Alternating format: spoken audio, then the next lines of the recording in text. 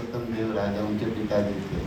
तो जगन्नाथ जी का रथ है ना, चलता था ना, तो चलते चलते जैसे हम खींच रहे यहाँ पर, चलता था इधर। मैं बोला ये टेढ़ी सरकार तो है ही है, नैन भी टेढ़े चरण भी टेढ़े, तो टेढ़े तो चलेंगे। बोले वृंदावन सदा श्रीमद वृंदावन वसति लीला परिचय, बोले इधर खींचते हैं तो उधर चलता है।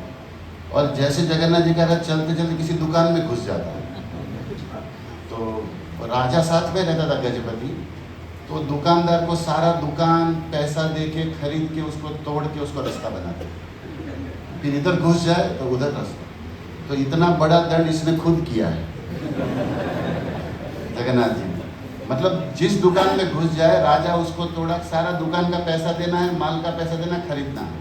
और ऐसे खरीदते खरीदते बोला इतना अच्छा है, नहीं तो ये तो कहाँ तक पहुँच सकता है, पूरी तक इतने में रोका हुआ। बोला अभी भी लीला चालू है, जो भी बीच में आया उसका हरि बोल।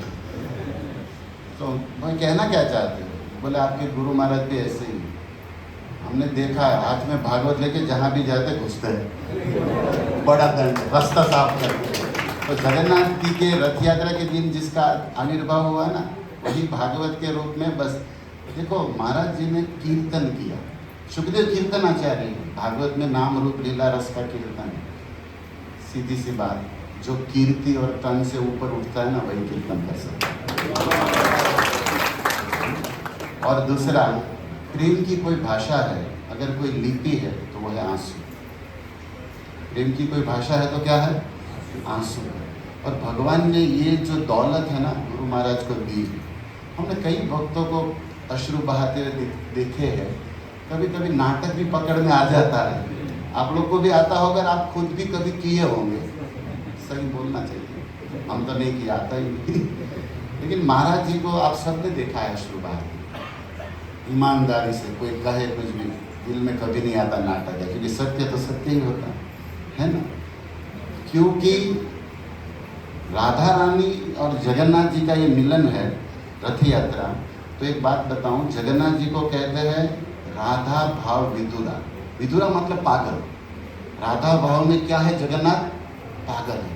और कृष्ण, राधा रानी कौन? चैतन्य महाप्रभु कौन है? राधा रानी। वो है कृष्ण भाव विदुरा, वो कृष्ण प्रेम में पागल राधा रानी, और कृष्ण राधा भाव में पागल।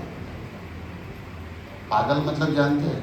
प्रेम में जो गल जाए ना, उसे पागल कहते हैं। प्रेम में जो, जिसका अभिमान गल जाए, सब गल जाए। और पागल का उल्टा क्या होता है? लग पा, जो भगवान के पैरों में लग जाए वो है पागल। और महाप्रभु खुद कहते हैं आमी एक बातुल तुम्ही द्वितीय बातुल। सनातन में एक पागल हो, दूसरा पागल तुम है।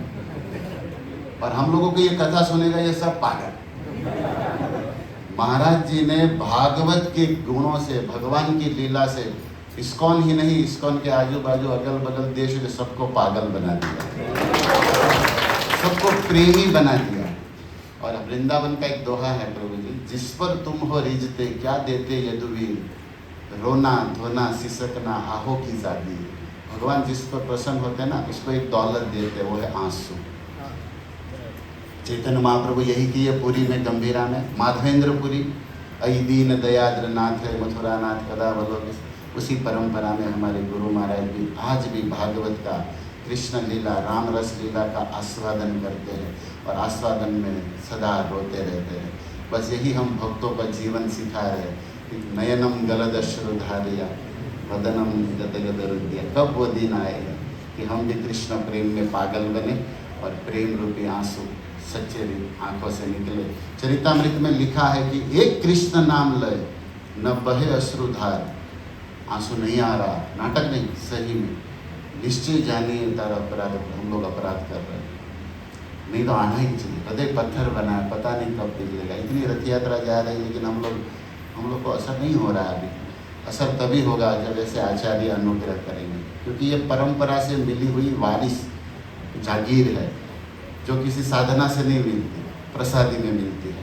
आज जन्मदिन के उपलक्ष्य पर गुरु चरणों में यही प्रार्थना है कि हमें भी वो प्रेम की जागीर, वो प्रेमाश्रु, वो सच्चा हृदय जिसमें कृष्ण लीला का स्फुरण हो और वाणी से कृष्ण कीर्तन सदा हो, यही आशीर्वाद करे और हमारा जीवन सफल हो। जय कृष्ण प्राण, जय गुरुदेव।